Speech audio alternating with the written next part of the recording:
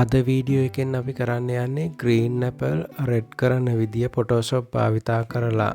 හරි අද අපි ඒක කරන්නේ මේ විදියට මම Google වලින් ෆොටෝ එකක් සර්ච් කරගත්තා. ඒක මම මේ විදියට Photoshop වලට ඇදලා දාගන්නවා.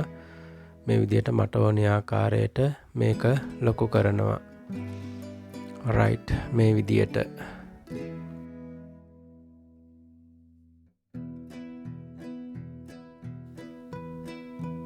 හරි ඊට පස්සේ මෙතන selection tool object selection tool එක භාවිතා කරලා තමයි අපි මේක කරන්න යන්නේ.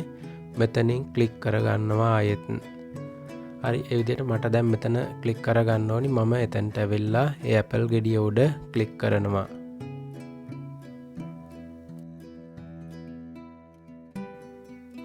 හරි මේ විදිහට select වෙනවා. ඊට පස්සේ මට තව එකක් මේ විදිහටම select කරගන්න ඕන.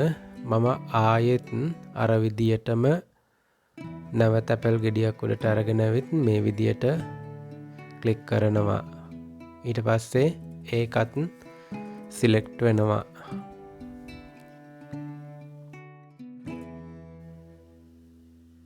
හරි මේ විදියට අපිට select කරගන්න පුළුවන්. ඊට පස්සේ මට මේකත් select කරගන්න ඕනි.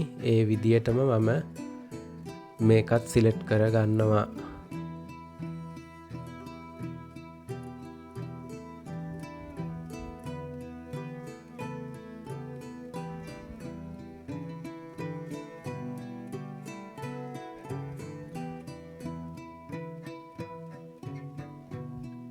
හරි ඒකත් ඊටාම පහසුවෙන් මම සිලෙක්ට් කරගත්තා.